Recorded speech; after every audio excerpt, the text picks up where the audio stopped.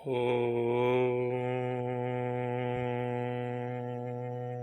नमः शिवाय।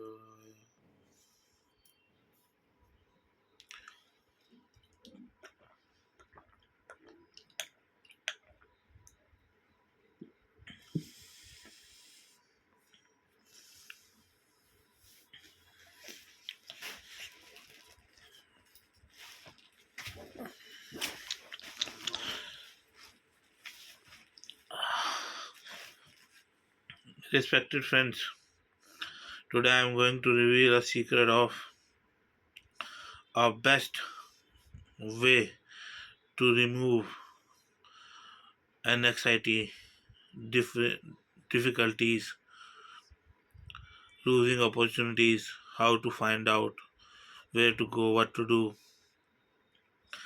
or other problems in one Hanuman Chalisa. My words will be in Hindi. You translate with your device. Respected my abroad friends and India.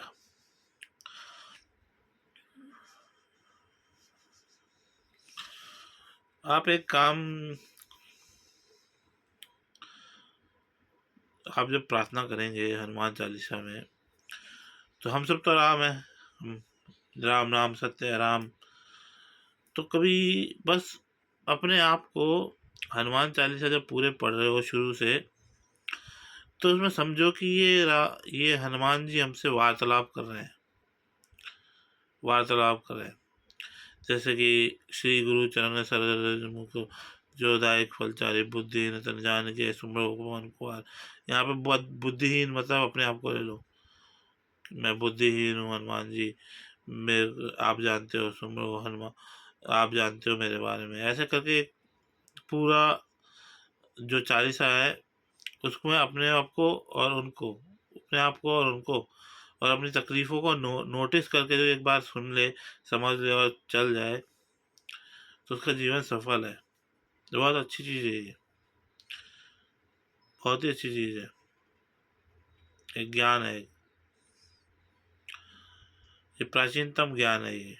पता नहीं हनुमान जी ने ये क्या किस तरीके से लिखा था वो, हनुमान जी तो खैर उन्हीं की आज्ञा से मैं बता रहा हूँ, वैसे भी मैं चाहता था कि इसको बता दूँ किस तरीके से ये लिखा था कि उनके भाव और हमारे भाव जुड़ जाए, उनके भाव और हमारे भाव जुड़ जाए। फिर ऐसा नहीं कि इस बार की जो परेशानियां है वो अगली बार नहीं हो, अगली बार कोई दूसरी होगी तो वो नहीं जुड़ेगी, वो भी जुड़ेगी, और अगली कोई परेशानी आए तो वो भी जुड़ेगी। मुझे बचपन में बाईपाठ था पूरा, अब नहीं है मुझे हनुमान जी का, हनुमान चालीसा बाईपाठ नहीं है, इसीलिए, नहीं तो मैं कुछ और एग्जाम्पल भी देता। तो आप इस तरीके से करिए, देखिए अपने जीवन में बदलाव लाएंगे और आस्था को मजबूत रखेंगे। देखिए बड़े जहाँ तक मेरा संक्षिप्त वर्णित ये है कि रामायण से क्या सीखा, सिंपल सी बात सीखने को मिली। इतने बड़े से बड़े धनवान व्यक्ति और जिसके पास सब कुछ है, जिसके पास अहंकार भी था, ये भी मान लो, रावण तो मैं हूँ, अहंकार भी था, सब कुछ था, जो भी था, जो भी बुराइयां थी वो थी उसमें, जैसे बम भर देते हैं ना, वो थी उसमें।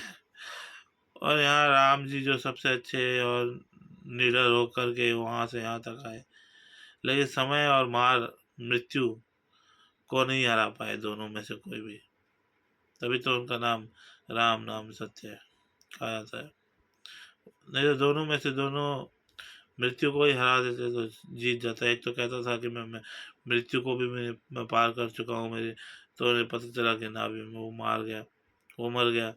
यहाँ इतना सब कुछ ले जाने के बाद भी ये सब संसार छोड़ना ही था, जिसके कारण पूरा जो लेख ये रामायण हुई उनको भी छोड़ के जाना पड़ा। तो मृत्यु और